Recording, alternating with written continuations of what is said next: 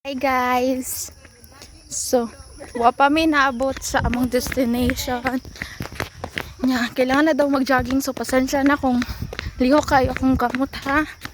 So, ano may kablo asa mi namunta pero sure jud mi nga adto jud mi GK. Hay nako guys, pasensya na. Pero ang ganda pa rin niya. Parang hulog ng langit. Kada What the man?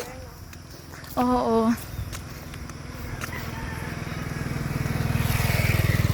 Hey guys, welcome to my vlog.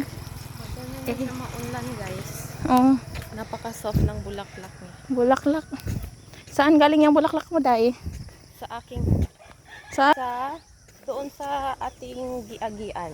pinagsasabi mo, girl. Doon sa ating dinaanan na napakaganda na parang lagusan ni Emre. Yun pala. Alala ko na ang ganda. Hala, may manok. May manok, may manok. May manok. Sige, may manok, may manok. Hello, Jen. Ang baho. Ang baho. Ay, may baboy pala.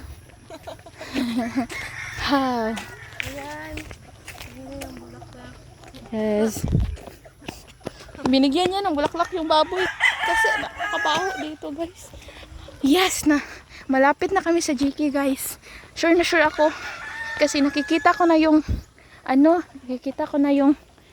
ano nga tawag niyan? Ano ba yung GQ guys? GK yung maraming mga baheng maliliit.